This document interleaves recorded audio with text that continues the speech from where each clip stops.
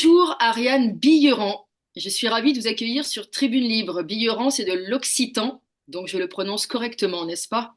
Vous êtes normalienne, psychologue clinicienne, docteur en psychopathologie, conférencière et auteur de plusieurs ouvrages, une quarantaine dont certains ont été traduits en plusieurs langues, si je ne m'abuse.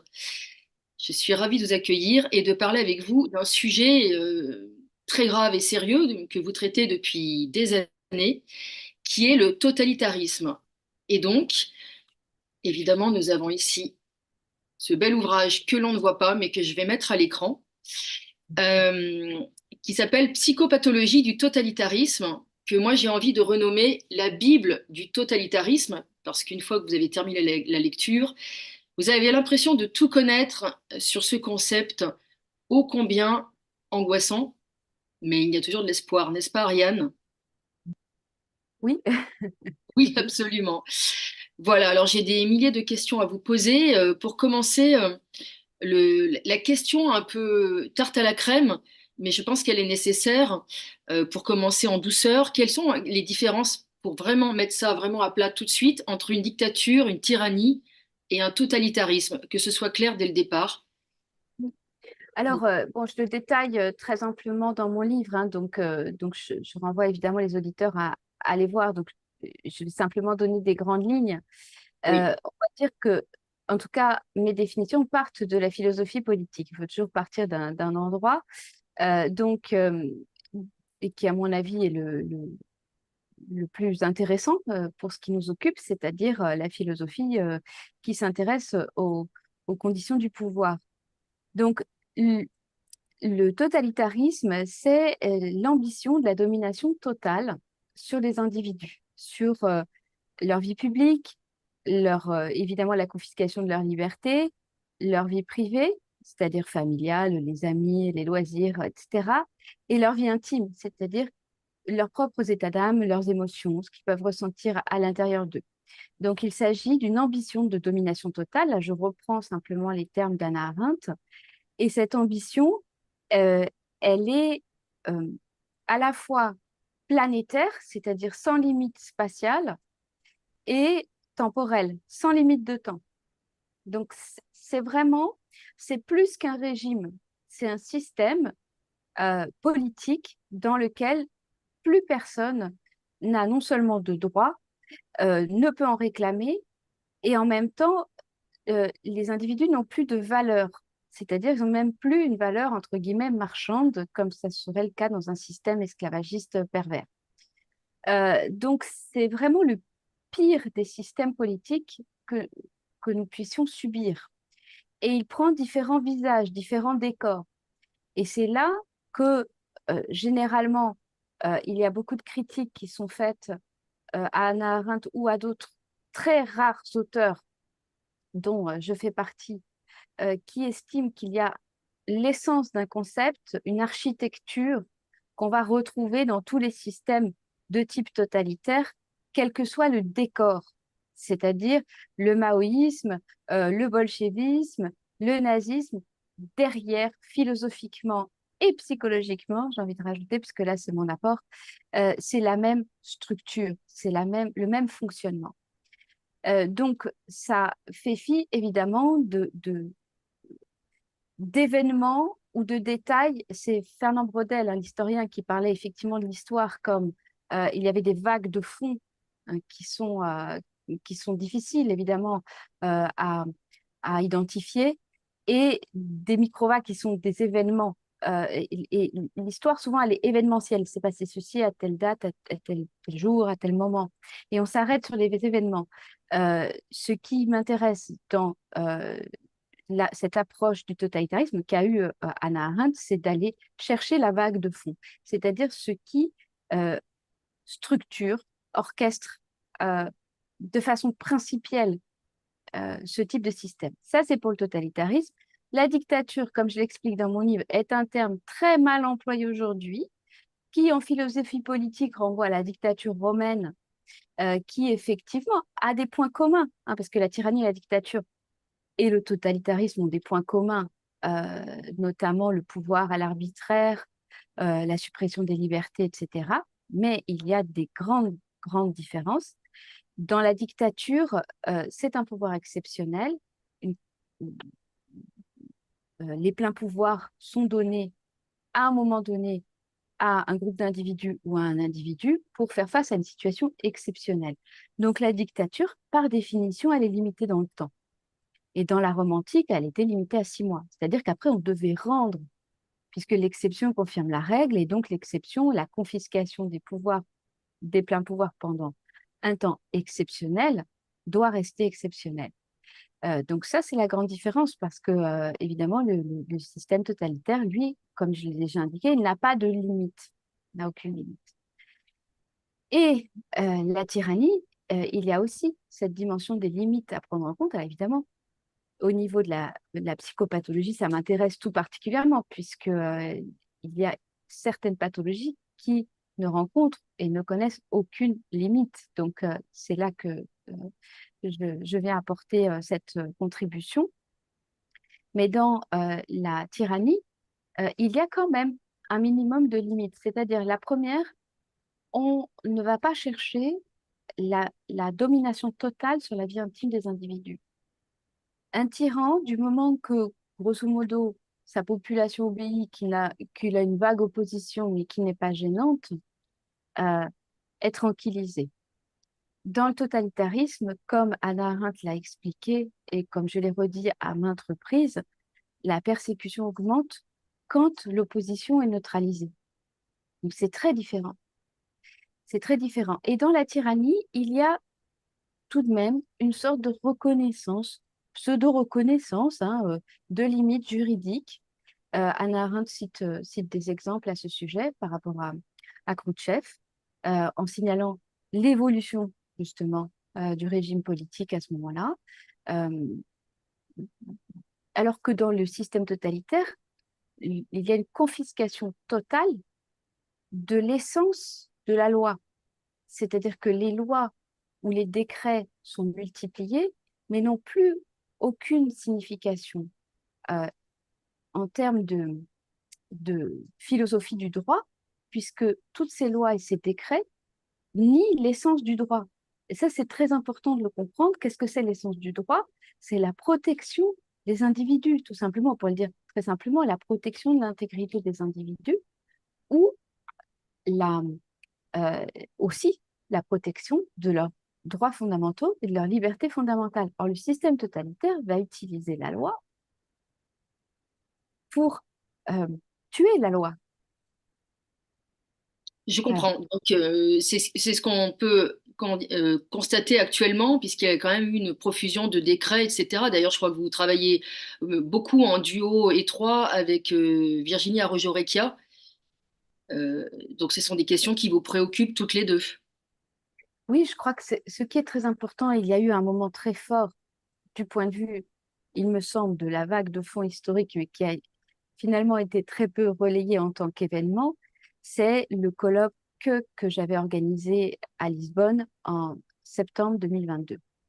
De mémoire, les 9 et 10 septembre 2022, dont le sujet était corruption et fraude dans la crise Covid depuis 2020.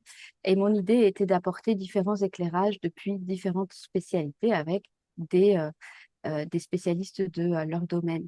Et la première journée, donc il y avait d'ailleurs Olivier Soulier qui était présent et qui avait fait une magnifique conférence sur l'histoire de la fraude dans la médecine, la confiscation de la médecine pour justement en faire un instrument non plus de la vie et de la santé, mais de la maladie et du meurtre. Donc, conférence exceptionnelle. Ensuite, nous avions passé l'après-midi avec moi-même, Virginie Darrojo-Recchia et Slobodan Despot à étudier précisément le type de fraude et, à laquelle nous avions affaire.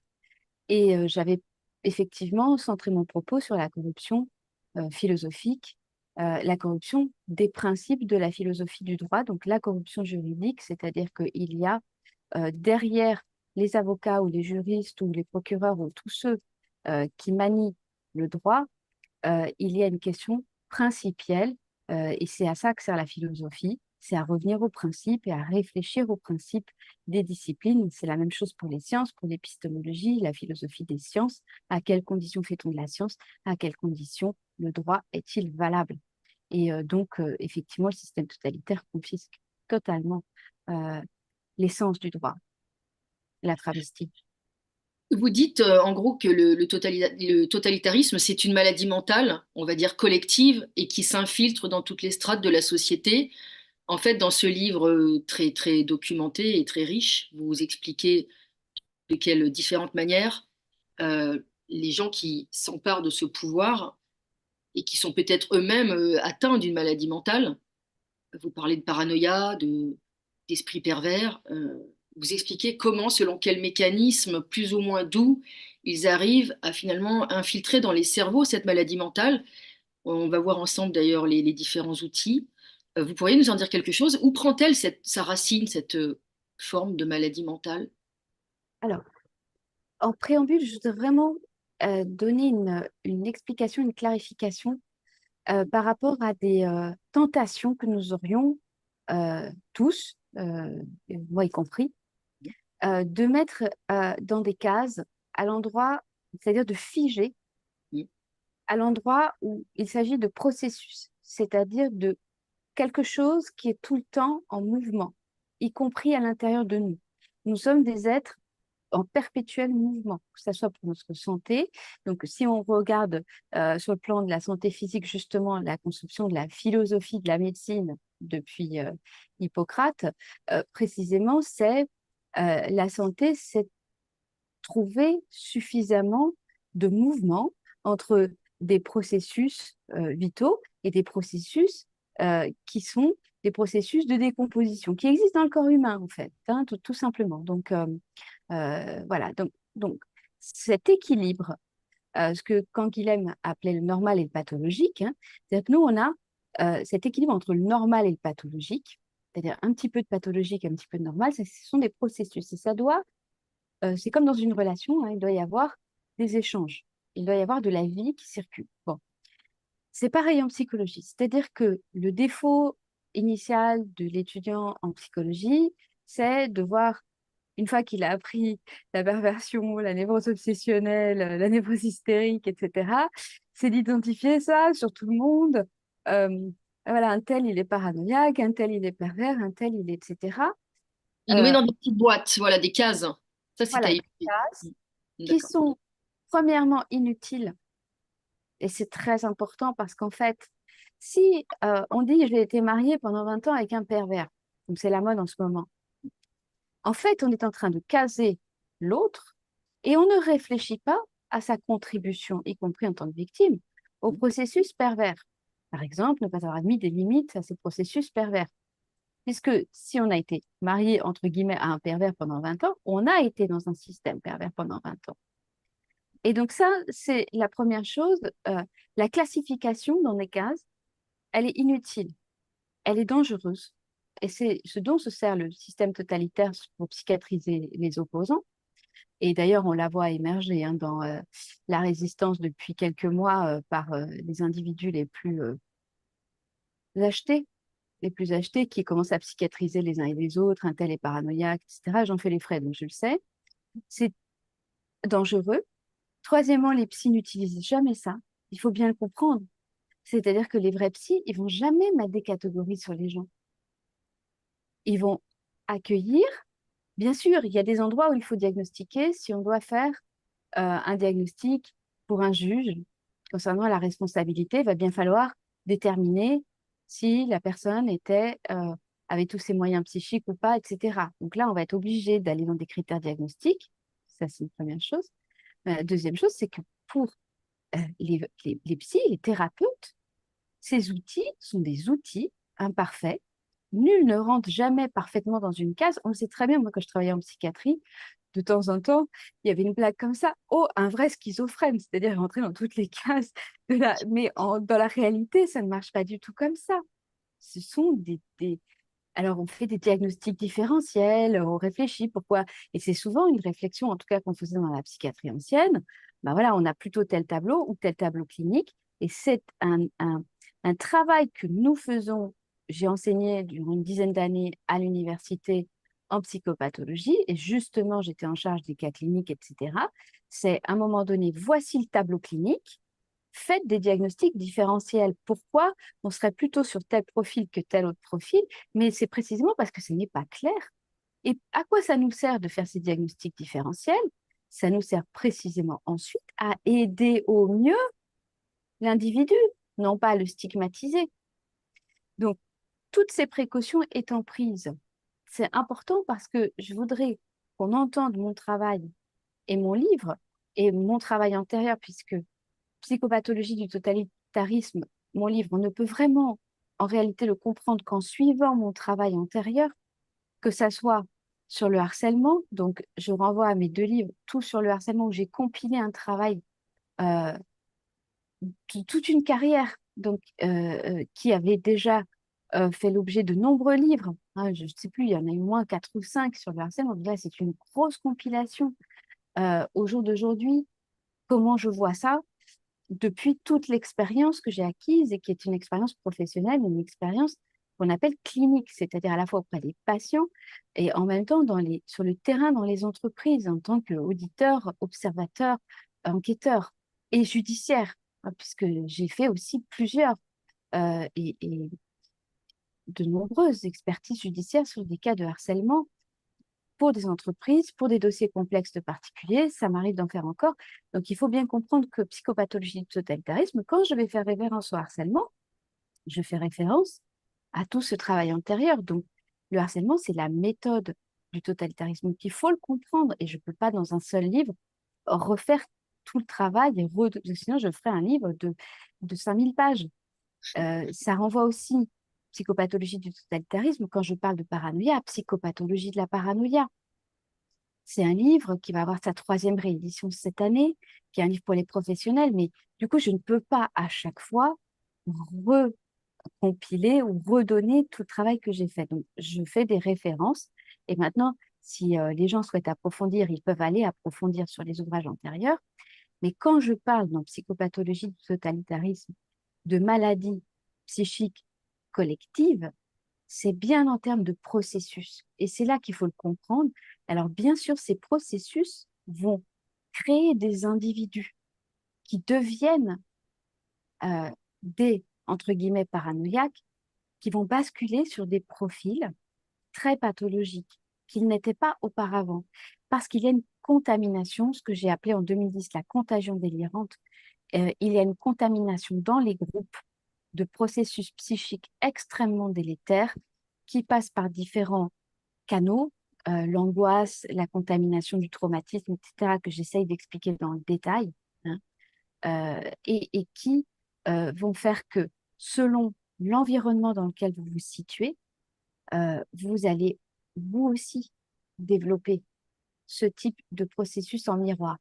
Et j'ai alerté dès 2020 sur le fait qu'on aurait ce type de processus en miroir dans l'opposition politique à ce système totalitaire. Et c'est tout de même ce qu'on constate, euh, ce qu'on constate et qu'on voit à l'œuvre. Je l'ai signalé plusieurs fois, d'où aussi la nécessité, encore une fois, comme je l'ai dit aussi dès le départ, euh, c'est important d'avoir pour ambition de sauvegarder sa santé mentale et de regarder à quel endroit je vais me faire contaminer par l'angoisse, par la méfiance, par la duplicité, etc. Voyez? Je vais prendre un exemple très clair. J'ai écrit un article qui n'a pas plu à tout le monde, et je le sais, sur l'opposition contrôlée, le syndicat jeune. Mon travail, et je l'ai toujours conçu comme ça, ce n'est pas de dire aux gens quoi penser, c'est de leur donner les outils pour le faire. Et ça, c'est très important parce que vous voyez déjà fleurir des listes, un tel est dans l'opposition contrôlée, un tel n'y est pas, etc., qui sont, à mon avis, dangereuses. Mais ce que je cherche, c'est l'autonomie de la pensée de ceux qui me lisent. Donc moi, je leur donne des outils pour penser, comprendre des mécanismes et qu'ils examinent d'ailleurs la logique de ma pensée, qui est fondée aussi sur mon expérience, qui date de plusieurs années, encore une fois, pas depuis 2020. Donc ça, c'est aussi quand même important de le rappeler.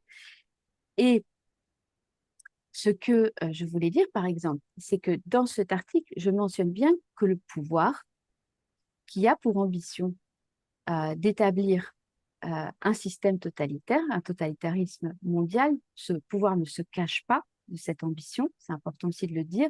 Mes sources sont toujours les textes officiels, en réalité, les déclarations officielles. Ce pouvoir va créer sa propre position dès le départ. Et ceci, je l'ai vu à l'œuvre moi-même dans des scènes d'anthologie au sein d'entreprises, où des directions discutent avec des membres du syndicat un tel ou un tel, du syndicat jaune en réalité, pour dire, bah, écoute, maintenant, je te crée à mon image et tu vas faire ce que je te dis. Et évidemment, le type ou les types du syndicat jaune, ils vont avoir plein de bénéfices à Mhm. collaborer de cette façon. Mais tout le monde aura l'impression que c'est un syndicat. Voilà. Donc, simplement, quand je dis cela, je dis bien qu'il s'agit de processus effectivement d'infiltration dès le départ, qui sont, à mon avis, majoritaires, mais ça ne veut pas dire qu'il y a des infiltrés partout. Et toute la difficulté, vous voyez, quand on va commencer à se dire, mon Dieu, c'est infiltré, c'est là qu'il faut remettre de la rationalité et de la raison.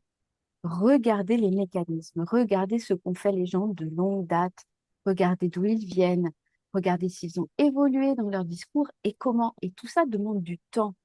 Et ça demande à celui qui veut y voir clair de sortir d'une position de consommateur de vidéos sur Internet. Mais c'est à ce type de lecteur que je m'adresse. Voilà. Vous invitez donc les gens à être plus actifs, pas seulement à penser par eux-mêmes. Je pense à ce qu'on appelle les dissidents ou les militants. Je- J'invite surtout à trouver les chemins et les sentiers de sa liberté de penser. Et il est important pour cela d'avoir de la connaissance. C'est très important. La connaissance permet, une fois qu'elle est mûrie, effectivement, d'accéder à une certaine sagesse. Et la sagesse, elle ne s'économise pas, c'est comme ça, l'expérience. C'est-à-dire que je peux apporter toute la théorie qui est issue aussi de mes propres lectures, recherches de très très longue date, hein, parce que, encore une fois, la philosophie politique, je me suis intéressée adolescente, mais, et de mon expérience. C'est-à-dire, cette expérience, elle est aussi très précieuse parce que je suis allée sur le terrain. Et c'est d'ailleurs la raison pour laquelle, au départ, j'ai quitté la philosophie, parce que j'estimais que les philosophes parlaient beaucoup, mais n'allaient pas expérimenter des choses. Et moi, j'avais besoin d'aller expérimenter. euh, dans la vraie vie, de rencontrer des tas de gens, des tas de secteurs, des tas de métiers, de voyager énormément pour faire mon expérience de ce que c'est la nature humaine, de ce que c'est que la condition humaine, de ce que c'est la souffrance humaine. Et ce qui m'intéressait d'ailleurs, et ce qui m'intéressait pendant, ce qui m'intéresse toujours, c'est de chercher ce qui est universel en l'homme. Qu'est-ce qui est universel?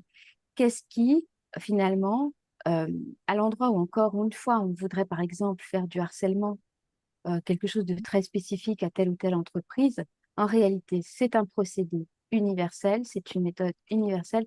Et mon travail, mes études, le fait d'étudier ce harcèlement, a consisté à rechercher ce qu'il y avait d'universel dans le harcèlement. Donc ça, c'est extrêmement important. Ce que je voulais dire, c'est que j'apporte pour moi cette théorie qui est extrêmement précieuse parce qu'elle est issue de tout ça, de, de, de, de toute une carrière, de toute une recherche, de toute une initiation dans la souffrance, hein, que j'ai pu faire aussi, de constater, je ne sais pas, euh, l'ampleur de la perversion, parfois dans certaines situations, voilà, etc. Mais ça n'exonère pas chacun de faire son expérience.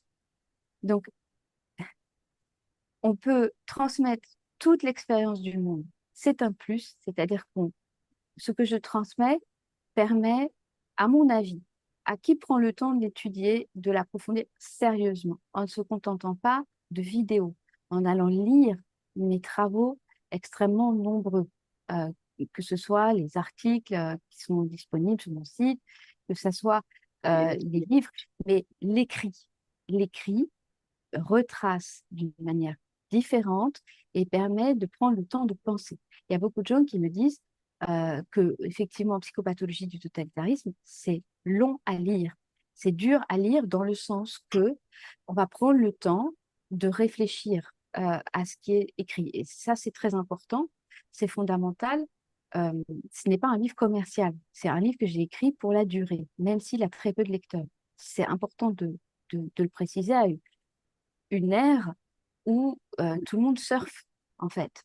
Sur... Absolument. Oui, oui, il faut prendre le temps de le lire. Il est très bien structuré, il est très clair et il est relativement accessible en plus.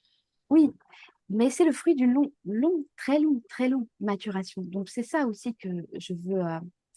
Et donc, cette transmission, c'est cette connaissance que j'apporte, qui est vraiment, à mon avis, un outil très, très précieux pour traverser la période dans laquelle nous sommes engouffrés maintenant depuis, et pour longtemps, à mon avis.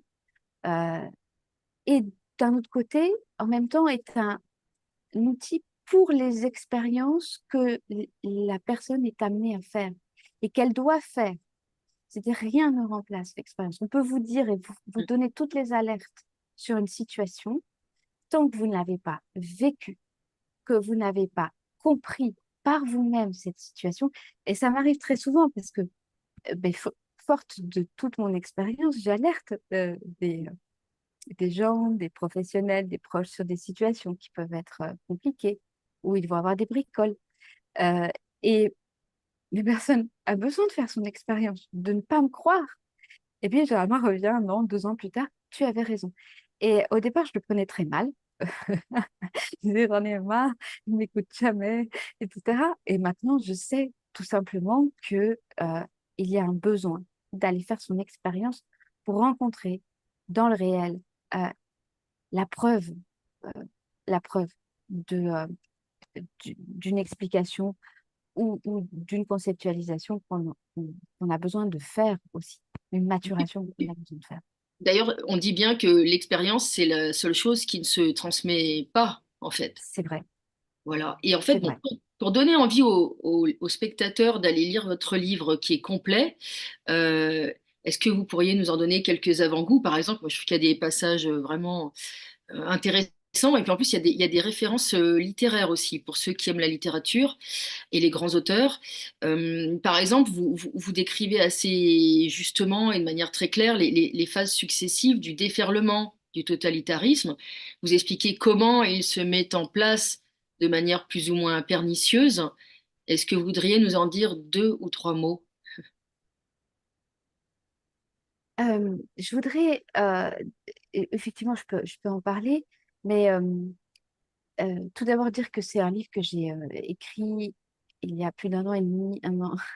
Je n'ai plus tout en tête. Ça, c'est, j'ai fait beaucoup de choses entre-temps, mais euh, j'ai créé cette notion de déferlement totalitaire parce que je la vois beaucoup dévoyée. Et c'est aussi une préoccupation que j'ai parce que j'ai créé cette notion de déferlement totalitaire en août 2020. Euh, En avril 2020, je me suis dit, mais d'abord, au départ, j'ai été sidérée, comme je pense beaucoup de monde. Euh, il y avait beaucoup d'impact, enfin oui, d'impact dans ma vie personnelle de ce qui se passait en 2020. Donc, ça m'a créé une sidération, voilà, à laquelle j'ai réfléchi après. Après, j'ai un petit peu péché par excès d'intention, presque sur la nature du Covid, parce que je savais que l'OMS était, voilà, j'ai déjà beaucoup travaillé sur l'OMS, donc euh, j'ai vraiment pensé à un moment donné que c'était grave, très grave. Mais Vous en fait, c'était connaissiez très... déjà les intentions de l'OMS euh, en Comme 2020? j'avais travaillé beaucoup à partir de 2016 sur les droits sexuels et donc la nature du lobbying qui est derrière l'OMS, quand j'ai vu effectivement que l'OMS était à l'œuvre, je savais que nous n'avions pas affaire à une entreprise qui était pour notre bien et pour le bien des populations. Ça, je le savais immédiatement. Voilà. Et puis, voilà, donc au bout de 2, 3 semaines, j'ai repris en fait mes esprits et je me suis mise dans la situation professionnelle qui était la mienne, qui a été habituelle pendant des années et des années, c'est-à-dire d'observateur dans une situation d'audit ou d'enquête de ce qui était en train de se passer. Et malheureusement, ce que j'ai commencé à relever, c'était tous les critères, parce que quand j'arrivais dans une entreprise pour une plainte de harcèlement, donc il s'agissait de faire la lumière sur ce qui se passait. Je parle au passé parce que j'ai arrêté effectivement euh, tellement c'était prenant et voilà, plus du tout compatible avec ma vie, mais euh, j'observais pas seulement les déclarations, je n'écoutais pas seulement les déclarations des salariés. Euh, je regardais quel était le rapport au temps, quel était le rapport à l'espace, quel était le rapport à la langue dans cette entreprise, quel était le type de propagande par rapport, etc. Euh, est-ce que enfin, toute cette contagion délirante, est-ce qu'on avait davantage effectivement d'idées suicidaires, etc. Euh, quel type de rapport au réel, de représentation, etc. Donc, je me suis mise exactement dans cette fonction d'auditeur, face, auditeur au sens qui réalise l'audit, hein, face à ce qui se passait. Et j'ai donc, dans un premier temps, je me suis dit, il est très important qu'une parole autre émerge très rapidement. Et je me suis sentie la responsabilité de le faire parce que j'avais les outils. Et je sais qu'il y a peu euh, de professionnels qui ont mes outils, tout simplement parce qu'il y a très peu de personnes qui ont travaillé de la manière dont j'ai travaillé à partir de la psychopathologie qui, d'ordinaire, est réservée à la psychiatrie. Et je sais que, voilà, il y a très peu de personnes qui l'ont déjà utilisé pour les entreprises et ensuite pour l'ensemble de la société. Donc ça, c'était un premier point. Et donc, j'ai écrit un premier article qui s'appelait Totalitarisme sanitaire, le mal radical, c'est pour ton bien. C'était au printemps 2020. Et puis après, quand j'ai vu que ça continuait d'empirer, je vivais la situation depuis l'Amérique du Sud, donc j'avais deux volets, hein, le volet français, puisque j'étais en lien évidemment avec la France tous les jours, et avec l'Amérique du Sud. On avait vraiment vécu à la fois euh, des événements similaires et à la fois très différents. Dans tous les cas, j'avais aussi mon propre vécu. Je me suis dit comment je vais nommer toute cette affaire. Et j'ai passé plusieurs heures, parce que maintenant c'est devenu un concept banal, mais je me souviens très bien avoir passé plusieurs heures à marcher et à me dire, je vais l'appeler déferlement totalitaire. Euh, et j'ai écrit cet article qui a eu beaucoup de succès, le moment paranoïaque, le déferlement totalitaire ou le moment paranoïaque. Et j'ai donc expliqué les mécanismes de genre. Ça a été vraiment, il me semble, la première fois, euh, sauf si on me contredit, où l'ensemble des mécanismes ont été expliqués, mécanismes du point de vue psychopathologique aux gens, en posant le mot de paranoïaque. Ce qui me dérange aujourd'hui n'est pas que ce concept soit repris, au contraire, c'est la vie des idées, c'est très intéressant, même si je préférerais effectivement être citée parce que l'intégrité, c'est important. L'intégrité dans la source intellectuelle, c'est très important, mais à la limite, il passe dans le domaine public comme le lapsus est passé dans le domaine public, ça, pourquoi pas. Mais ce qui me dérange, c'est qu'il est totalement dévoyé. Donc, ce que j'appelle le déferlement totalitaire et que j'explique dans le livre, ce n'est généralement pas la manière dont il est aujourd'hui utilisé par certaines personnes qui le reprennent, mais nomment l'utilise à de mauvais endroits. Le déferlement totalitaire correspond, pour moi, puisque en, en, en image, de manière spéculaire, j'ai comparé, et ça, c'est mon apport, et c'est vraiment des années de travail, le système totalitaire à la psychose paranoïaque collective. Jusque-là, en psychiatrie, on parlait de folie à deux pour la psychose paranoïaque, c'est-à-dire une folie, une folie résonante, contagieuse, finalement, mais très peu de professionnels ou de chercheurs se sont intéressés à cette psychose parce que, elle fait très peur à tous les professionnels, à tout le monde en fait. Donc, deux, on la retrouve très peu à l'hôpital psychiatrique. On la retrouve dans la société. Donc, effectivement, on a très peu de matière en réalité sur cette psychose. Euh, sur le plan psychologique, psychiatrique, on a des études de Freud, on a quelques études Sérieux et Capgras, on a des études de psychiatrie, on a la thèse de Lacan, mais euh, finalement, par rapport à d'autres travaux qui sont beaucoup plus documentés en maladie mentale, parce que tout simplement, on reçoit beaucoup plus de patients de ce type en psychiatrie, c'est très important. La psychose paranoïaque, elle l'a mal aimée. Voilà. Alors, c'est la raison pour laquelle j'ai travaillé dessus. Parce que d'abord, je constatais qu'elle était présente systématiquement dans les groupes harceleurs. Donc ça, c'est déjà un premier point. Et qu'il y avait effectivement un ou deux profils de type, entre guillemets, pervers, c'est-à-dire qui devient aussi pervers parce que l'ensemble de l'entreprise ou de l'institution le laisse devenir pervers, il ne rencontre pas de limites. Tout ça fonctionne en écho et en système, vient éroder les liens au sein d'un groupe qui fonctionnait bien. Tout ceci a déjà été, je dirais, manifestement documenté et magistralement. On a Eugène Henriquez dans les travaux, on a Racamier, voilà, on a beaucoup déjà de travaux antérieurs, mais sur la psychose paranoïaque, on n'en avait pas tant que ça, et certainement pas sur la paranoïa en tant que pathologie de groupe. Donc ça, c'est un apport que j'ai donné. Et le deuxième, c'est d'utiliser cet apport pour voir quel était son mariage avec la philosophie politique concernant le système totalitaire. Et c'est pour moi, en tout cas, un mariage qui a très bien fonctionné et qui me permet d'aborder le système totalitaire du point de vue non seulement de la philosophie politique, qui est une formation que j'ai reçue très précocement, voilà, mais également du point de vue de la psychopathologie, c'est-à-dire, on va le définir, l'étude des processus psychiques entre les individus. Comment opère cette contagion délirante?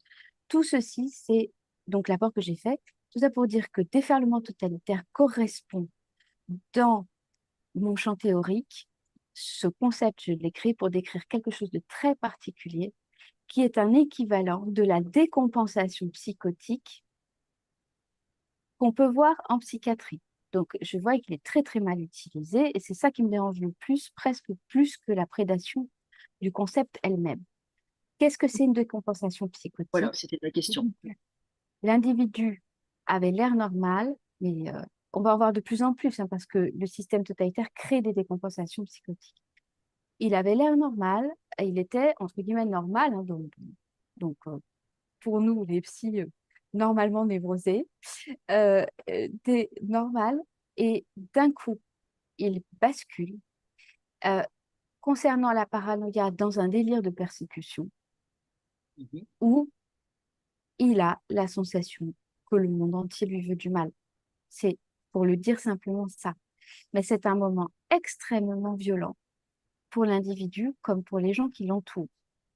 Et quand j'ai nommé le déferlement totalitaire en août 2020, c'est parce que j'identifiais dans mon champ théorique cette décompensation à l'œuvre au niveau sociétal, au niveau de la société. Les gens étaient tous pris dans un délire de persécution. Vous voulez dire qu'ils étaient tellement en souffrance, vous parlez même d'un sentiment d'agonie, qu'ils finissaient par se sentir agressés par presque tout, et même parfois de, de manière, enfin c'était une sensation pas forcément fondée, c'était sans fondement. en tout cas, la, la persécution, se sentir persécuté à l'époque par un virus, Mm. hein, enfin, on nous a présenté comme un virus, même, on va être encore plus prudent, mais euh, c'est de l'ordre de la décompensation paranoïaque. Et venir détruire l'ensemble d'une société, l'ensemble des petits entrepreneurs, des restaurateurs, des artistes, enfin, l'ensemble du fonctionnement de la santé, hein, du système de santé, l'instruction, les enfants. Je rappelle que j'ai alerté très très tôt, en novembre 2020, avec un article euh, Impact traumatique de la politique sanitaire sur les enfants. C'est un très long article qui m'a pris une semaine à rédiger, euh, où il y a tout. Et là encore, il y a tout. Il y a tout parce que aussi mes collègues m'ont aidé, mais je ne vois pas quoi rajouter ensuite, hein, à cet article encore aujourd'hui. Ce que je veux dire, c'est que l'ensemble de la population, donc pas tout le monde, hein, je rectifie ce que j'ai dit, mais était pris dans cette persécution. On va tous mourir, on est en danger de mort, et pour ça, on sacrifie les autres et on se sacrifie soi-même. Ceci relève du délire paranoïaque. Et quand on va lire mon livre Psychopathologie de la paranoïa qui s'appuie sur la clinique, il faut comprendre qu'on rencontre peu de paranoïaques en psychiatrie. J'ai travaillé en psychiatrie, mais on en rencontre beaucoup dans les entreprises. Et on en rencontre beaucoup dans les postes de pouvoir. Et on en rencontre beaucoup dans les groupes harceleurs. Donc, j'en ai rencontré beaucoup. Voilà. Et le pervers et le paranoïaque peuvent aller ensemble et ces deux tendances peuvent se retrouver dans la Absolument. même personne. Vous dites que pervers, ça veut dire détourner de son but. Vous pourriez nous en dire plus sur le pervers, parce qu'on utilise beaucoup effectivement ce mot depuis plusieurs années. Oui, là encore, je pense que il est toujours, euh, c'est à la fois intéressant de vulgariser euh, la psychopathologie ou la psychologie, et à la fois on va tomber dans tous les travers de la vulgarisation et de la médiatisation, euh, et on en perd complètement l'essence, et parfois on fait même dire l'inverse, comme là je vous dis sur déferlement totalitaire, moi j'ai vraiment la sensation que bon, on prend une jolie expression, mais derrière, ça veut quand même dire quelque chose. Et voilà, c'est très mal employé. Mais c'est de la même façon, on va retrouver pour les concepts de la psychologie, de la psychopathologie ou de la psychanalyse, on va retrouver des caricatures, voire des, des euh, contresens.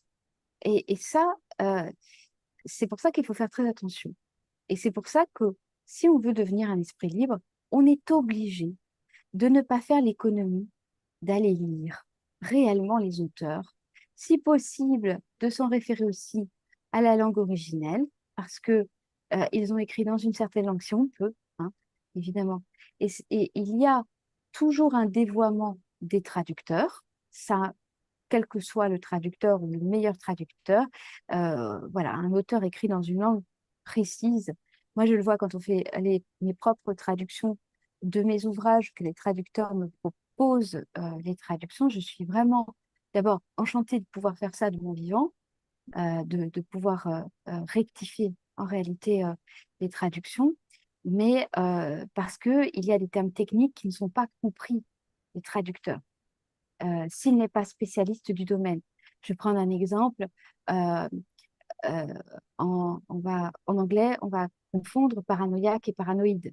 Ça n'a juste rien à voir. Donc, alors, quand le traducteur, il Vous n'est pourriez pas... nous donner la différence entre les deux? Alors, ben, paranoïaque renvoie à au délire de persécution dans la psychose paranoïaque Mhm. et paranoïde renvoie au délire de persécution dans la schizophrénie. Sachant que euh, on bascule souvent en schizophrénie à force d'être confronté sans pouvoir avoir des moments de répit ou de rémission, entre guillemets, de cette confrontation à la psychose paranoïaque. Donc, c'est presque mettre, confondre le bourreau et la victime. Vous voyez l'erreur de traduction qu'on peut avoir, qui est gravissime. Donc, selon les traducteurs, eh bien, on n'a pas les bonnes traductions.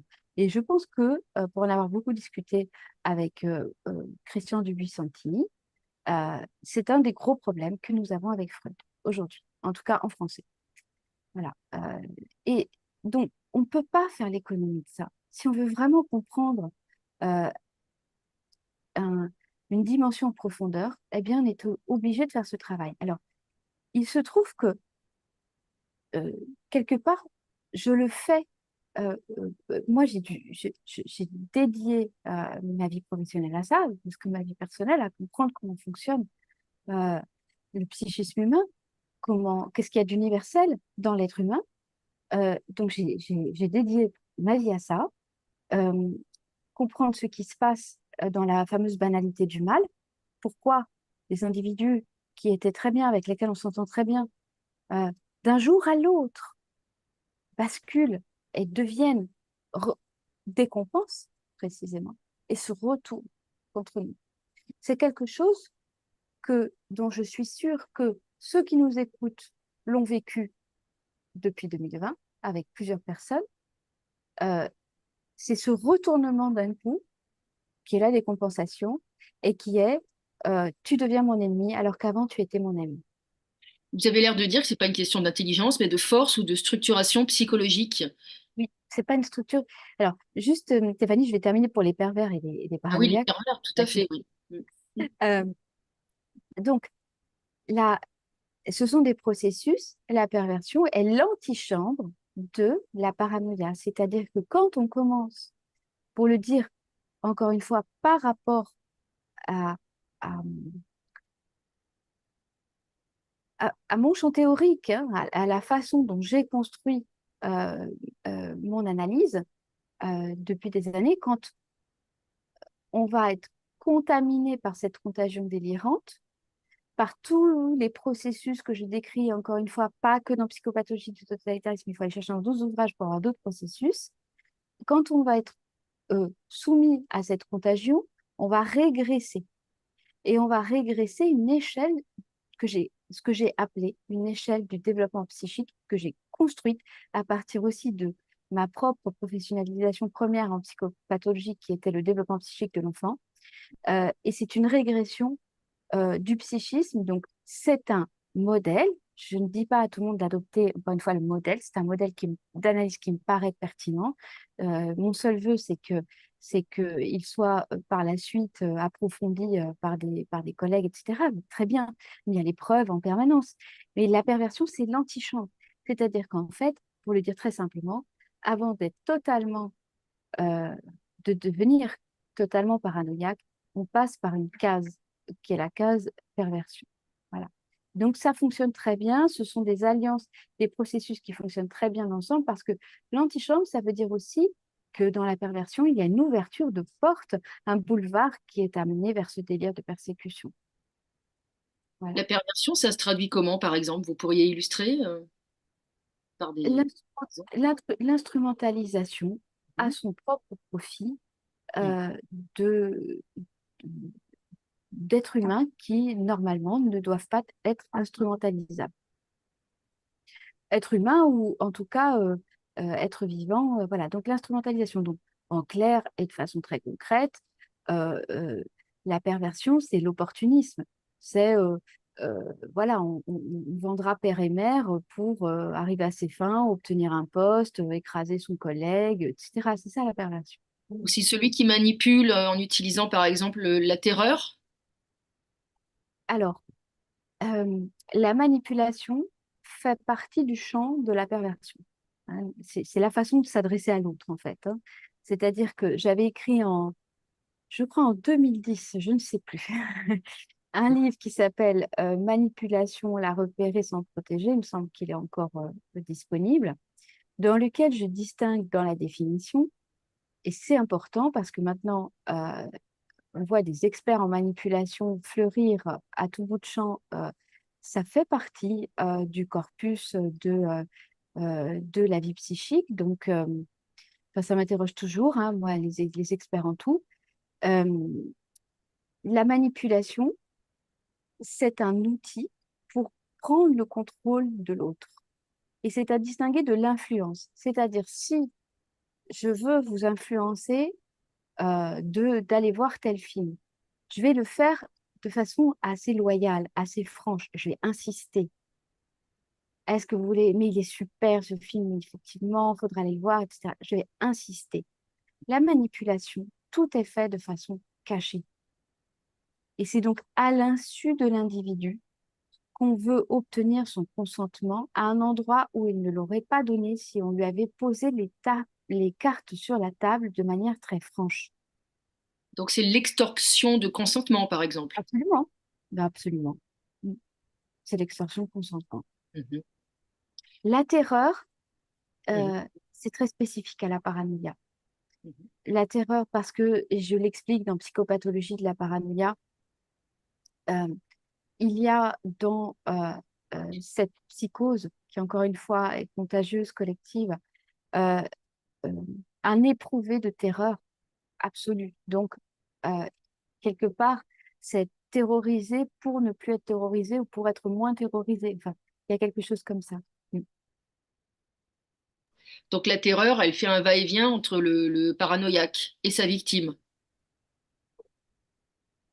Euh, le processus effectivement paranoïaque cherche à prendre le contrôle euh, de la vie intime euh, des gens par la terreur. Voilà. C'est un outil essentiel. D'accord, il y a cet À outil-là condition- et il y a aussi la déconstruction du langage, du passé, etc. Vous parlez de faire la table rase de notre histoire, par exemple, Oui, qu'elle soit intime, personnelle ou nationale. J'ai cherché le terme. oui. Ce qui est, là encore, donc c'est vraiment, c'est difficile hein, pour moi euh, de vulgariser. J'essaye parce que j'aime beaucoup, en réalité, vulgariser des concepts, des pensées assez complexes.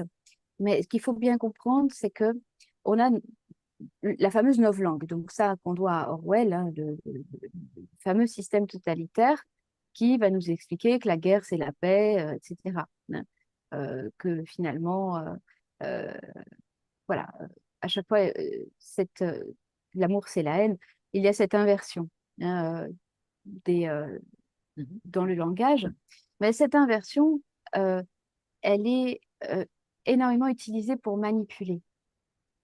Et avant de devenir un langage proprement délirant, c'est important délirant au sens propre, parce que dans les psychoses délirantes, et c'est étudié de longue date en psychiatrie, je parle encore une fois pas de la psychiatrie d'aujourd'hui.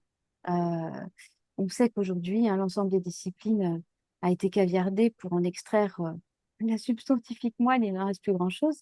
Mais dans des œuvres assez intéressantes de psychiatrie ou de psychopathologie, il y a eu euh, l'étude du langage délirant. On a, dans le délire au sens propre, quelqu'un qui délire crée beaucoup de néologismes, crée sa propre langue au fur et à mesure dans certains types de profils pathologiques. Donc, ça aussi, ça renvoie à ça. C'est-à-dire que on a un système qui devient délirant et il va créer sa nouvelle langue, euh, cette langue qui est une langue inversée. Et ça fait partie de la psychose paranoïaque, l'inversion permanente, déjà la répartition du monde en catégories binaires, euh, pour ou contre, bien ou mal, on a éliminé toutes les nuances. Il faut être dans un camp ou dans un autre. On ne peut plus discuter. Il y a ce qu'on appelle, nous, le clivage, qui est l'impossible rencontre au bout d'un moment où on est passé dans le camp ennemi, alors que euh, nous restons des êtres humains. Donc, s'il y a une impossible rencontre, euh, le mensonge, il est là, en fait. Il est là, c'est de croire que l'autre camp est mauvais et que nous, on est le camp du bien. Et ça, c'est un mécanisme qu'on rencontre malheureusement partout. Et Donc, oui, est-ce que euh, quand on parle de bouffée délirante, c'est lié à ce que vous dites? tout à fait, tout à fait, tout à fait. Une décompensation, un déferlement totalitaire, comme je l'ai appelé. C'est l'entrée dans la bouffée délirante. Donc, on n'y est plus. Ce qui est important de comprendre, c'est qu'aujourd'hui, je veux bien que des gens utilisent mon concept, mais on n'y est plus. On y est entré. Mhm. Quand je l'ai nommé en août 2020, c'est parce qu'on y est entré. Et là, Donc, selon vous, on s'enfonce encore dedans, à part un éveil massif que vous évoquez, il n'y a point de sortie possible de l'autoroute avant longtemps. oui. Alors, je sais, et juste peut-être pour rajouter sur le langage, il y a dans le système totalitaire une nécessité, comme dans le harcèlement, comme dans la perversion, de manipuler, euh, donc on va utiliser la langue aussi pour le faire. Et dans cette manipulation, il y a notamment euh, quelque chose que le manipulateur va mettre en place, c'est l'utilisation des paradoxes. Il va coller des mots ou des expressions ou une logique qui n'en est pas une et qui sidère la pensée. Euh, Ça, c'est très difficile à repérer, mais c'est essentiel à repérer. Et c'est de cette façon qu'on se retrouve coincé à un moment donné dans une impasse logique et on n'arrive plus à penser puisqu'on n'a plus les outils, on est coincé dans des nœuds, dans des pièges, ce sont comme des choses trappes, vous voyez, clac, on a été pris dans ce paradoxe, on ne l'a pas repéré et on est pris dedans. Donc, c'est important de faire l'effort de regarder aussi quels sont les nouveaux slogans, quels sont les nouveaux mots, la propagande médiatique, pour regarder où est le paradoxe. Quel est ce paradoxe? Ça, c'est un point extrêmement important. Donc, où est-ce qu'on en est aujourd'hui? Euh, je n'ai jamais fait partie des profils qui vendent du rêve et de la démagogie. Et il suffit, encore une fois, de regarder, et j'en appelle vraiment ceux qui nous écoutent à étudier en profondeur qui fait quoi depuis des années, qui étudie quoi, qui dit quoi, et qui a eu sa pensée et son discours qui a évolué et dans quel sens. Je n'ai jamais fait de démagogie en disant, comme d'autres peuvent le faire, vous inquiétez pas, tout va aller bien, on va s'en sortir dans peu de temps, etc. Dès 2020, j'ai annoncé qu'on en avait pour longtemps. Alors, ça ne plaît pas aux oreilles, je comprends que ça ne plaise pas aux oreilles, mais ma posture est, en tout cas là où je sais faire quelque chose et où j'ai travaillé pour avoir cette expertise, c'est de bien diagnostiquer une situation. Euh, je n'ai pas forcément les remèdes à cette situation, mais par contre, et je ne sais pas si quelqu'un les a, par contre, ce que je peux donc formuler des hypothèses, ce que je peux dire néanmoins, c'est que si on ne diagnostique pas correctement une situation, on est sûr de ne pas s'en sortir. Si on se raconte une autre histoire, encore une fois, comme on nous le fait dans la propagande médiatique régulière, que celle qui est l'histoire réelle et à aborder de façon lucide, ce qui est sûr, c'est qu'on ira dans le mur. Si on se raconte que tout va bien et que demain c'est terminé, si on fait ceci ou cela ou tel micro-événement, ce n'est pas vrai. Donc, méfiez-vous des gens qui veulent vous rassurer. Je voudrais dire à ça aussi, c'est sûr, c'est plus séduisant que ce que je suis en train de dire. C'est beaucoup plus séduisant, mais précisément parce que c'est séduisant, c'est dangereux. Après, on pourrait vous répondre, le lutteur, le combattant a besoin de moments d'oxygène, de pause, Alors, absolument. long Ça, parcours. mais ça, c'est fondamental. C'est d'ailleurs la raison pour laquelle, à mon avis, plusieurs figures ont brûlé en plein vol depuis 2020. C'est parce qu'il faut absolument, dans tous les cas, prendre du recul. par rapport à la situation que nous sommes en train de traverser, tout le monde. C'est-à-dire que le recul, il consiste dans revenir dans un temps long, se poser des vraies questions métaphysiques. Quelle est euh, euh, euh, ma conception de la vie humaine?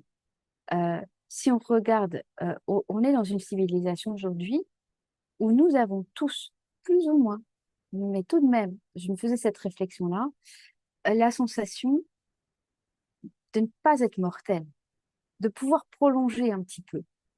Euh, alors que quand on lit des écrits de gréco-romains, on se rend bien compte que la sensation de la mort imminente, elle est permanente. En tout cas, dans les écrits philosophiques aujourd'hui, c'est beaucoup plus compliqué. Peut-être parce qu'on a fait justement des progrès technologiques, etc. Je ne sais pas. Mais il y a comme une illusion d'optique. J'ai l'impression que même si on s'en défend et qu'on essaye de prendre de la distance par rapport à cette illusion, nous sommes un petit peu tous pris dedans, que nous avons peut-être l'impression que nos vies durent éternellement. En réalité, la vie humaine, elle est très courte, très courte. Donc il faut replacer ça en perspective. Ma vie est très courte. Je peux faire ce que je veux en survivalisme, etc. Euh, pour combien de temps, en fait, j'envisage cette euh, survie. Voilà. Donc, qu'est-ce que je voudrais c'est un jour Laurence Kaiser qui m'avait dit ça, mais je trouve ça très pertinent. Qu'est-ce que je voudrais qu'on dise de moi à mon enterrement? Ce sont des questions de fond. Et aujourd'hui, en fait, je dis ça parce que je trouve que la majorité de la préoccupation, euh, et en même temps, je le comprends, en même temps, je peux le traverser aussi, hein, c'est comment je vais survivre. Et en réalité, est-ce que c'est vraiment la question? Est-ce que la question, ce n'est pas je dois me mettre à mon endroit de réalisation de ce que je sais faire, de mes convictions, là où je vais cultiver effectivement suffisamment de vertu, et comment euh, je vais pouvoir préserver mon être. Et c'est très important, la préservation de son être, puisque le système totalitaire veut sa destruction. Donc, c'est ce que j'explique à un moment donné dans le livre, hein, sur la notion de sacrifice. Mais le système totalitaire, il ne rêve que de ça, en fait, du sacrifice des gens. Finalement, Euh, garder sa joie, c'est la meilleure façon de résister. je veux dire, j'ai rencontré à, à Florence, en Italie, l'année dernière, un joaillier qui crée ces bijoux assez célèbres, qui s'appelle Alessandro Dari. Et à un moment donné, euh, euh, il a répondu à une question euh, très, de façon très étonnante et en même temps très sage, qui était qu'est-ce que... alors, j'ai fait la question, je m'en souviens plus exactement, mais c'était grosso modo par rapport à tout ce qui se passe aujourd'hui, comment vous vous situez, qu'est-ce que vous allez... enfin, comment vous voyez tout ça? Et il a répondu, moi, je m'abstrais du monde et réalise, je réalise mes œuvres d'art, qui sont de la transmission ancestrale. Je ne dis pas que tout le monde doit faire ça, mais je dis qu'il fait ce qu'il a à faire. Et c'est exactement la réponse qui a été donnée dans le livre. On peut retrouver dans le livre que j'ai traduit sur les Indiens Kogi, où à un moment donné, Lucas, donc, qui est l'auteur du livre, qui se retrouve donc, en pleine Sierra Nevada de Santa Marta. On sait que la Colombie, c'est tumultueux, c'est folklorique. Et il est donc en train de faire justement de prendre toute sa documentation en plein milieu de. Il faut s'imaginer qu'on est sur les hauteurs, dans des petites huttes, sans eau, sans électricité, accessible à 3 4 jours de marche à dos d'âne, quoi, à peu près, c'est ça. Et puis arrivent des groupes armés, hein, paramilitaires, euh, qui arrivent sur le campement des Indiens. Et il est effrayé. Donc, Cassie, mais mon Dieu, qu'est-ce que je vais faire? Qu'est-ce que je vais faire? Qu'est-ce que je vais faire? Et le sage de la tribu lui répond, nous continuons de faire ce que nous avons à faire. Et je dis ça parce que toute l'ambition totalitaire est de détruire qui nous sommes, en particulier notre culture, en particulier nos talents, en particulier notre pulsion de vie. Voilà. Donc, se mettre dans euh, un combat nécessaire par rapport à cette prise de conscience de ce en quoi nous sommes, oui, mais ne pas oublier de faire ce que nous avons à faire. Voilà. C'est d'une simplicité biblique, mais il est nécessaire de le rappeler. Vous parliez de transmission tout à l'heure. Ce sont des auteurs comme Camus, Arendt ou Solzhenitsyn que vous avez découverts jeunes, qui vous ont amené à travailler sur le totalitarisme. Est-ce que vous pourriez nous parler d'eux et de tout ce qu'ils vous ont apporté, puisque ce sont des auteurs hors normes? Alors, euh, oui, j'ai eu la chance, je vais dire la chance aujourd'hui. J'ai 45 ans, je vais dire ça, je n'ai pas toujours vécu comme ça. J'ai eu la chance d'avoir euh, eu une enfance compliquée dans un environnement compliqué et une famille compliquée. Et ça m'a donné à voir très tôt le marécage, dans lequel l'être humain était pris par rapport aux souffrances qui étaient les siennes. Un marécage à la fois psychique, d'exclusion sociale, voilà, de traumatisme transgénérationnel. Voilà, toute une série de marécages qui étaient en puzzle voilà, déconstruit, et dans lequel j'ai tenté très rapidement de trouver du sens. Euh, Mon père, qui était lucide sur ce marécage, même s'il était pris dedans, m'avait été très conscient de la mission qu'il me donnait en me donnant le prénom Ariane. Ça fait partie aussi d'un peu une sorte de destinée. Euh, et dans le même temps, malgré ce marécage, j'ai eu très tôt accès aux livres. Donc j'ai baigné malgré tout dans un univers de livres euh, accessibles très tôt et dans lesquels j'ai eu l'intuition euh, que je pouvais trouver des réponses. En tout cas, ils étaient l'endroit de ma liberté, c'est-à-dire dans la rencontre, que ça soit en littérature ou effectivement avec les très grands auteurs que j'ai rencontrés très tôt. J'ai rencontré Les Misérables à l'âge de 9 ans de Victor Hugo. J'ai rencontré euh, Le Grand Maulne très tôt. J'ai rencontré Proust, je l'ai lu en entier à 14 ans. Voilà. Euh, ce euh, ce n'était pas dans un contexte heureux, mais c'était dans un contexte où j'avais accès à d'autres univers.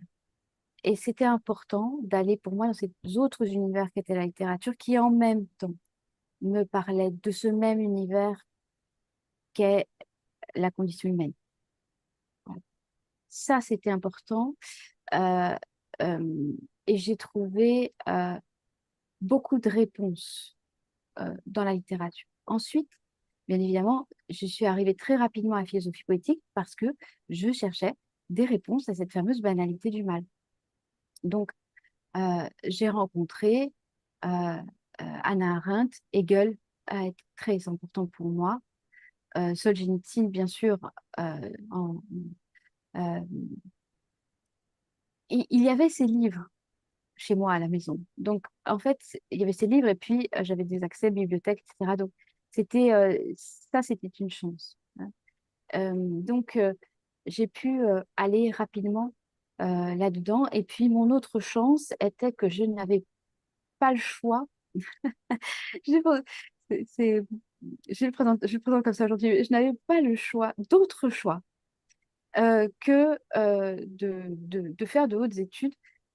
On ne me laissait pas le choix, en fait. Mais dans le même temps, ces hautes études euh, m'ont complètement libérée. Donc, j'ai toujours utilisé, et c'est pour ça que je sais que dans chaque situation noire ou euh, complexe, il y a un moyen de la retourner. Voilà. Pourquoi vous dites que vous n'avez pas eu le choix que de faire des hautes études? Alors, je n'avais pas, déjà, je n'avais pas le choix parce que euh, je vais, il y avait à la fois, enfin, pour mes deux parents qui étaient divorcés, j'avais une, comment le dire, sans trop en exposer non plus, mais il y avait une revanche à prendre sur la vie. Voilà. Euh, pour l'un comme pour l'autre. Euh, même si ça ne m'a pas été explicitement dit, j'avais quand même été programmée pour ça. Mon grand-père paternel avait dit, je vais avoir 6-7 ans, cette petite, elle fera normal sup. Donc, vous voyez, la programmation, je l'avais. Euh, et il y avait une revanche à prendre, différente, que je, qui ne m'a pas forcément été transmise en me disant, tu dois faire ci, tu dois faire ça, m- mais que je vivais comme étant une obligation de réparation. C'était inconscient, presque. C'était conscient. Je le savais. Pour différentes raisons, je le savais. Euh, et puis, il y avait une nécessité pour moi d'être autonome financièrement. Donc, pas tellement le choix euh, que, que de, que d'avoir ce concours, hein. Donc, il fallait que je l'aie, puisque après, bah, vous êtes rémunéré, puis voilà, vous pouvez partir chez vous. Mais je le vivais comme une nécessité de réparation de leur souffrance. Voilà. Et, et ça a été à un tel point que même, euh, pendant de longues années, je n'ai pas eu la sensation que c'était moi qui avais eu ce concours. C'était un petit peu d'autres personnes à travers moi. C'était une Et projection. Vous étiez chargé d'une mission, en fait, et vous avez eu ce concours à la place de vos parents. oui, oui, euh, oui. Mon père a un petit peu expliqué, a fini par expliquer les tragédies qu'il avait traversées dans un livre qui s'appelle La paresse et la gloire. Et il a mis beaucoup de temps, mais qui effectivement l'avait complètement condamné à, à ne pas faire d'études. Alors après, moi, j'ai trouvé mon compte, hein. J'ai travaillé très jeune en même temps pour me payer mes études, etc. J'ai trouvé mon compte, hein, dans les très hautes études puisque j'avais besoin d'approfondir euh, et de chercher à la racine des mots, en fait, dans tous les sens du terme. Alors, ces auteurs, ce sont des compagnons de route fabuleux. Ce qui est un petit peu magique pour moi aujourd'hui, c'est j'ai donc d'abord rencontré la littérature, ensuite la philosophie politique et morale et le latin grec, puisque j'ai intégré une option lettres classiques qui était à l'époque extrêmement difficile. On devait être bilingue, hein, en latin et grec. Et donc et puis après, euh, voilà, j'ai un petit peu hésité ce que j'allais faire. J'ai passé le CAPES de lettres classiques et puis après, j'ai démissionné. Et j'avais plus envie de partir sur la philosophie et la psychopathologie. Et après, ce qui s'est passé, euh, c'est que j'ai eu ce petit divorce avec la philosophie en disant, mais enfin, ils parlent de tout, mais ils n'ont jamais rien expérimenté. Finalement, ils sont jamais sortis des bancs de l'école. Donc, ça ne me va pas. Ça ne me va pas. Et donc là, j'ai vraiment, vraiment bifurqué donc, sur le doctorat en psychopathologie et ensuite, de la même façon, j'ai vu assez rapidement, au point que j'ai pas du tout candidaté, que l'institution universitaire et moi, ça n'allait pas fonctionner. Euh, donc, ça fonctionnait en tant que chargée de cours de l'extérieur, ce que j'ai été pendant une dizaine d'années, pour aller faire voilà, des TD, des cours magistraux, très bien, très bien. Mais en tant que rouage interne, ça n'allait pas du tout fonctionner. Ça ne fonctionne jamais, de toute façon, en tant que rouage interne. Donc, ça, j'en ai eu conscience assez vite. Et puis, je suis allée me frotter au réel. Et ce qui est assez magique aujourd'hui, c'est que j'ai l'impression de faire le chemin inverse. C'est-à-dire que euh, je suis, euh, j'ai l'impression d'être allée au bout de ce que je pouvais transmettre de ma compréhension de toutes ces années voilà, d'investigation, d'études, de recherche que je fais pour les gens, pour qu'ils deviennent euh, plus libres de la compréhension des mécanismes. Et c'est pour ça que la vulgarisation est extrêmement importante pour moi. Je ne m'adresse pas qu'à des professionnels. Je m'adresse C'est très important parce que j'ai pour deuxième prénom Louise, pour Louise Michel, hein, donc l'émancipation des peuples, c'est quelque chose aussi d'assez engrammé. J'avais ma question aussi, pourquoi Ariane, hein? Ça, c'est la question que j'ai mise de côté. Parce que vous nous avez un petit peu intrigués. Pourquoi Ariane? Euh, la réponse a été pour que tu me sortes de mon labyrinthe, la réponse de mon père. Ah, au résultat, je ne l'ai pas sorti de son labyrinthe, il l'a fait tout seul, mais, euh, mais je, je suis moi sortie d'un labyrinthe et je veux absolument, c'est important de communiquer, transmettre les outils que j'ai compris, que j'ai extraits, que j'ai vraiment dans le détail en fait, pour que euh, les esprits puissent reconquérir leur liberté. Ça me paraît extrêmement important et c'est pour ça que j'accorde un soin tout particulier à la vulgarisation. C'est très difficile, hein.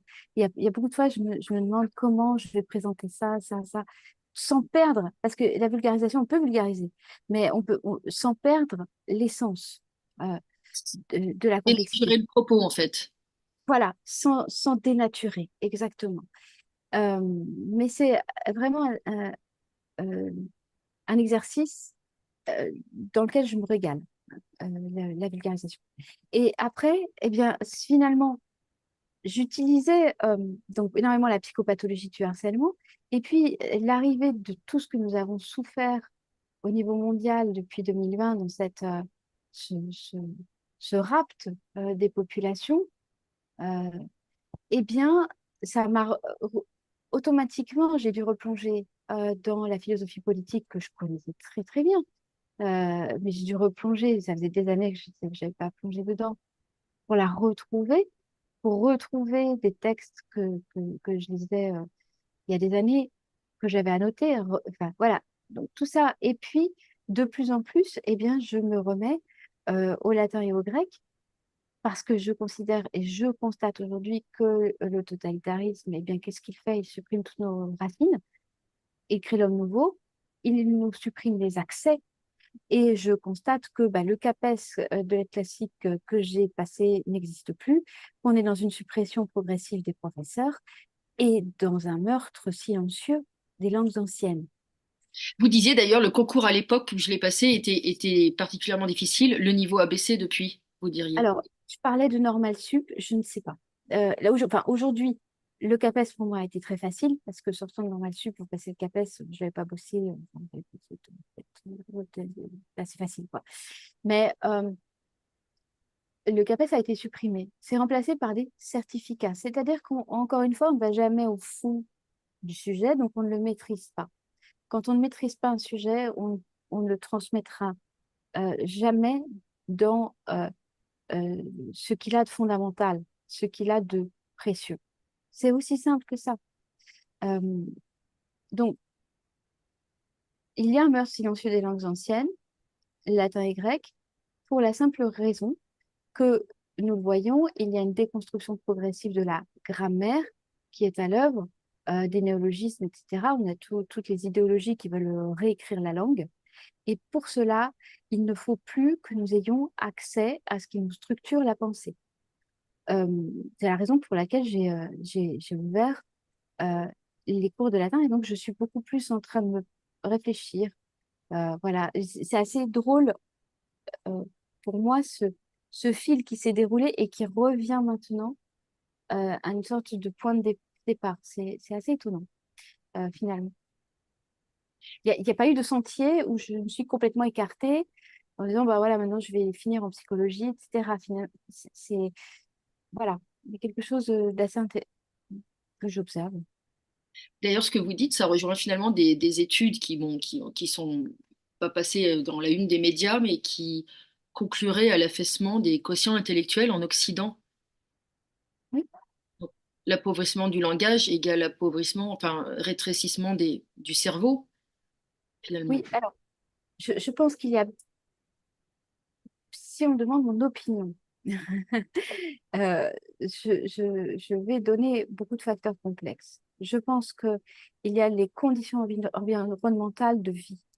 L'alimentation fait partie. L'alimentation appauvrie, tout simplement, ne donne pas les nutriments dont les enfants ont besoin. Or, aujourd'hui, les enfants sont très pris dans une alimentation assez industrielle. Et quand bien même on fabrique des fruits et légumes bio, tout dépend de la terre dans laquelle ils ont poussé. Euh, j'ai- j'ai- J'exerce aussi de l'agriculture par ailleurs, c'est pour ça que j'en parle. C'est-à-dire que vous avez des terres plus ou moins riches en nutriments. Donc, il ne suffit pas qu'il n'y ait pas eu des pesticides.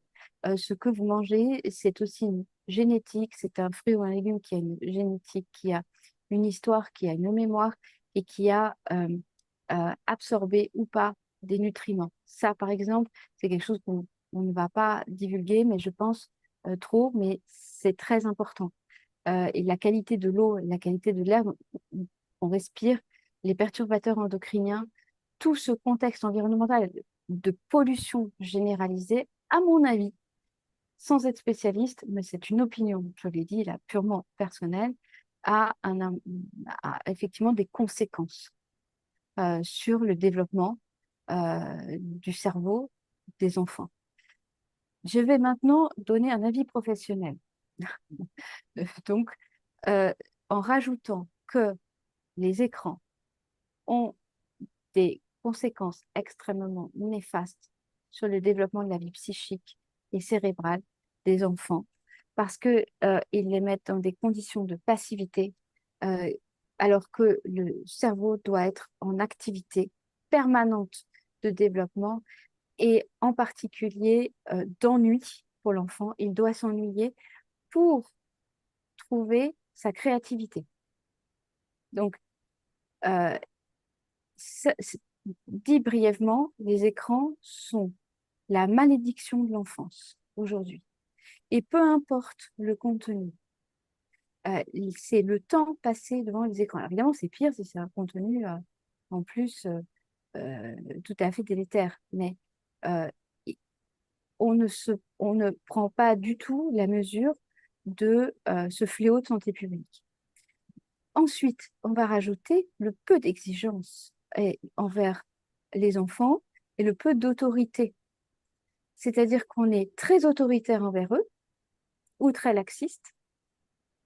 On a été très autoritaire au niveau des mesures prises dans la pandémie, etc. Très peu empathique. Ou alors, et où on est très laxiste sur des comportements violents, des manifestations pulsionnelles qui n'ont rien à faire à cet endroit, un manque de discipline, etc. Donc, on est en train de créer le terreau de l'impossibilité de l'apprentissage. Parce que l'apprentissage, pour pouvoir apprendre, là, ce n'est pas moi qui le dis, c'est Kant, réflexion sur l'éducation, il faut avoir acquis la discipline. Si on n'a pas acquis une discipline, on ne peut pas euh, apprendre quoi que ce soit. Or, est-ce que les enfants aujourd'hui sont disciplinés? Non. Ils sont très agités pour beaucoup de raisons. Ils sont agités par l'angoisse de la société dans laquelle ils vivent, avec des adultes qui leur transmettent énormément de problématiques qui ne sont pas les leurs et qui sont euh, traumatiques pour eux. Donc, ils sont angoissés, agités. Donc, avec ça, vous ne faites pas une discipline, vous faites une discipline avec un enfant qui est calme et serein. Euh, Ils sont perturbés par les écrans, par des adultes qui sont en souffrance. Il n'y a plus aucune éducation où on nous parle tout le temps du désir de l'enfant, du désir de l'enfant. Mais l'enfant, il ne désire qu'une seule chose, c'est de devenir grand. Donc, on lui donne les outils pour devenir grand. Et quand on est grand, on maîtrise ses pulsions et on a acquis une certaine discipline. Et tout ça nage dans la confusion. Donc là aussi, je renvoie, parce que j'ai travaillé sur psychopathologie de l'autorité, mon livre, donc, hein, c'est à mettre en relation avec le totalitarisme parce que le pouvoir qui a une autorité ne sera jamais totalitaire. Un pouvoir autoritaire, s'il peut devenir totalitaire. Et ce n'est pas la même chose.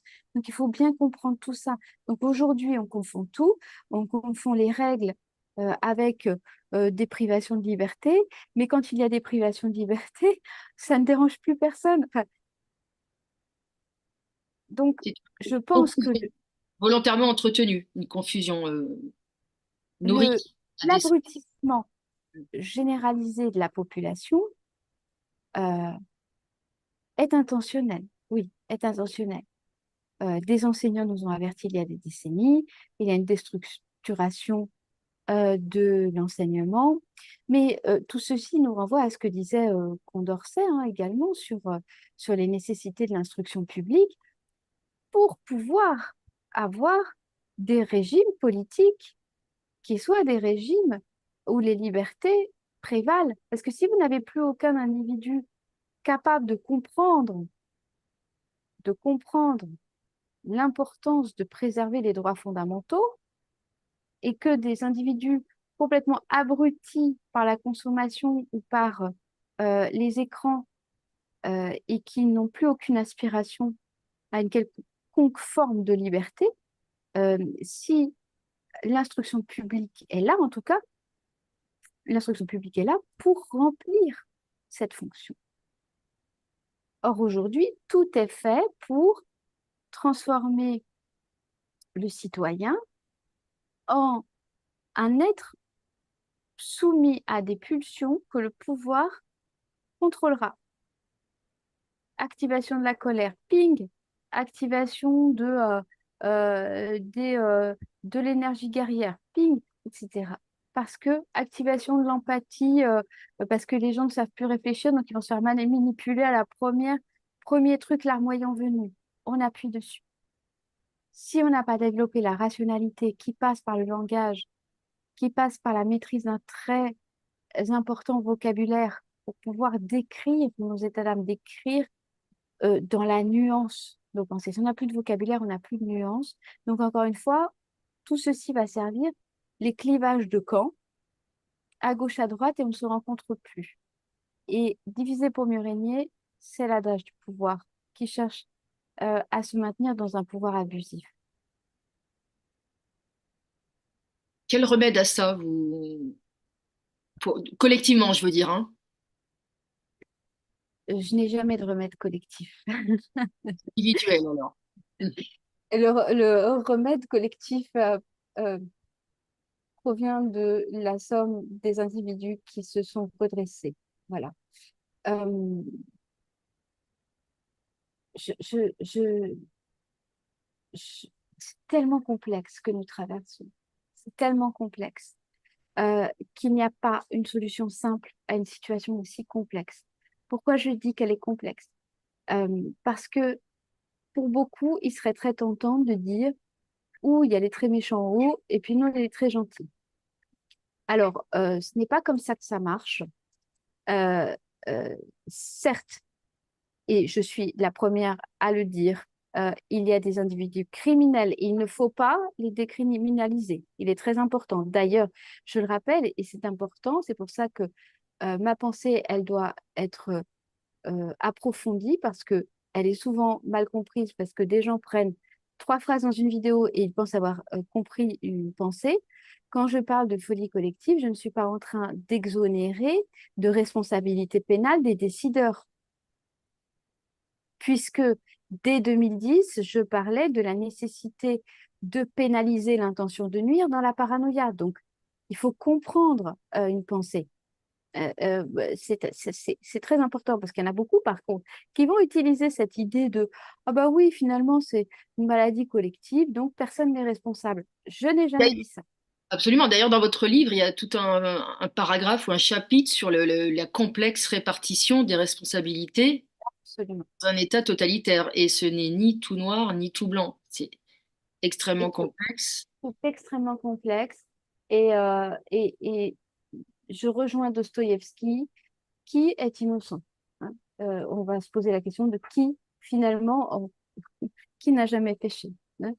Et en fait, personne. Donc, les inquisiteurs qui viennent aussi, donc autant je suis pour, effectivement, trouver les responsabilités pénales des criminels intentionnels de toute cette affaire, et je dénoue hein, effectivement différents types de responsabilités dans mon livre après avoir longuement réfléchi, autant je suis en désaccord complet avec les inquisiteurs qui dont pour certains vont revendiquer de façon extrêmement violente une justice, alors que, bon, quand on connaît leur pédigré, on peut se poser quelques questions.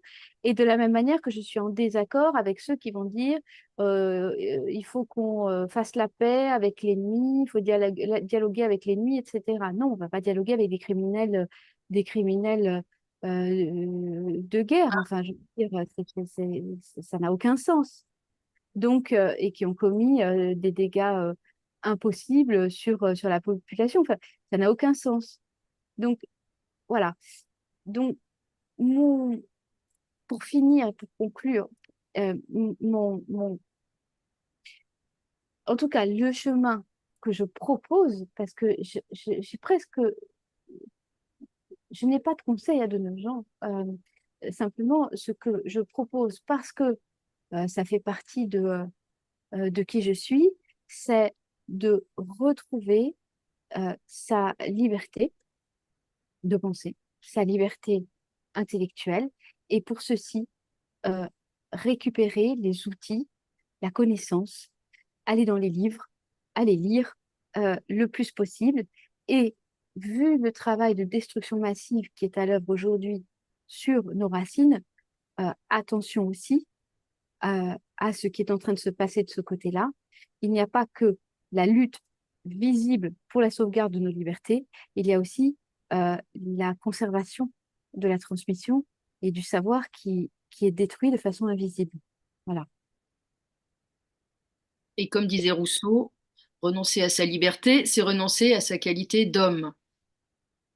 tout à fait. Et en Amérique du Sud, comment ça va? C'est complexe partout ailleurs. C'est un petit peu différent, mais c'est complexe. Parce que le rapport à la liberté n'est pas le même. Je crois que vous aviez dit à l'époque que la population avait compris beaucoup plus massivement l'arnaque. Oui, oui, mais ça encore, l'expérience est irremplaçable. L'expérience est irremplaçable. Et cette population avait une expérience que nous n'avions pas. Cette population, en tout cas colombienne, a une grande expérience. Oui.